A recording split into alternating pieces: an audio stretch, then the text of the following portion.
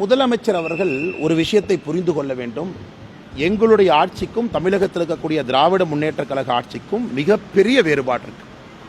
நாங்கள் எப்படி அரசாங்கத்தை அணுகுகின்றோம், கவர்னன்ஸ் அணுகிறோம், பாரத பிரதமர் நரேந்திர மோடி அவருடைய விஷன் என்ன, அவருடைய கொள்கை என்ன, அது எல்லாமே லோக்சபா ஸ்பீச்சில் சொல்லியிருப்பாங்க. இன்னைக்கு ராஜ்யசபா ஸ்பீச்சிலையும் மிக தெளிவாக எப்படி நம்முடைய ஆட்சி மூன்றாவது முறையாக மக்கள் அன்போடு நாம் வருகின்ற பொழுது இருக்கும் எல்லாம் சொல்லியிருக்காங்க.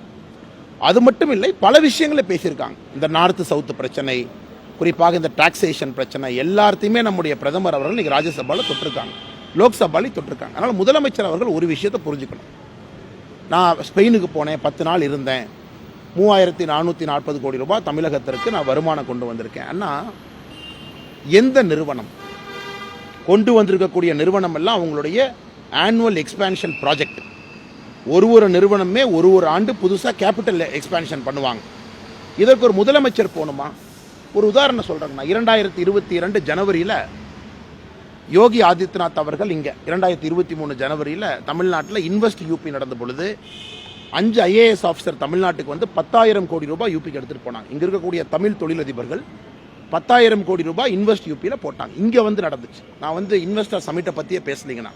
யூபி இன்வெஸ்ட்காரங்க இங்கே வந்தாங்க. 5 IAS ஆஃபீஸர் 10,000 கோடி ரூபாய் தமிழகத்திலிருந்து யூபி கொண்டு போனாங்க. 3440 கோடி ரூபாய் எக்ஸ்பேன்ஷன் ப்ராஜெக்ட்டுக்கு பணத்தை கொண்டு வருவதற்கு முதலமைச்சர் ஸ்பெயினுக்கு போகணுமா? 2 ஜாயிண்ட் செக்ரட்டரி ஆஃபீஸர் போதாதா? 2 இண்டஸ்ட்ரியல் டிபார்ட்மெண்ட் செக்ரட்டரி போதாதா? அல்லது ஒரு டைரக்டர் போதாதா?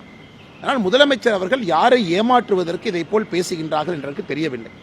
இன்னைக்கு தமிழக மக்கள் எல்லோருக்கும் தெரியும், முதலமைச்சர் அவர்கள் துபாய்க்கு போய் 2 வருஷம் ஆச்சு.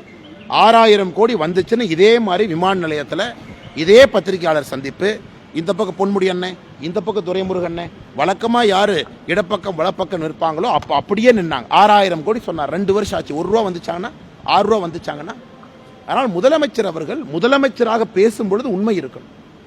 முதலமைச்சராக பேசும்பொழுது அந்த வரி பணத்தில் அந்த சீட்டில் உட்கார்ந்துருக்கார்.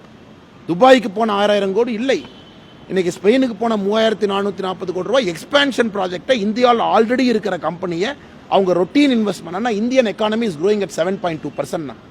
7.2% ஒரு எக்கானமி க்ரோ ஆகுதுன்னா இருக்கிற கம்பெனிகள் பணத்தை போட்டுட்டு தான் இருப்பாங்க. அதனால் இது எல்லாம் மக்கள் நம்புவதற்கு தயாராக இல்லை. ஏன் பிரதமர் வந்து 400ன்னு சொன்னார், ஏன் 543 சொல்ல? ஆனால் பிரதமரை பொறுத்தவரை எப்பொழுதும் நமக்கு தெரியும், 1000 நாட்களில் கடைசி வில்லேஜுக்கு நம்ம கரண்ட் கொடுக்குறோன்னு சொன்னால் 800 சில்லற நாள் நம்ம செய்வோம். ஸோ பிரதமர் என்பது 400 என்பது குறைந்தபட்சமாக சொல்லியிருக்கின்றார். மக்களுடைய மனதை பிரதமர் அவர்கள் வெளிப்படுத்தி இருக்கிறாங்க. 2024 நாம் பார்ப்போம். மிகப்பெரிய வெற்றி பாரதிய ஜனதா கட்சிக்கு, தேசிய ஜனநாயக கூட்டணிக்கு இந்திய மக்கள், தமிழக மக்கள் அளிப்பதற்கு தயாராக இருக்கின்றார்கள்.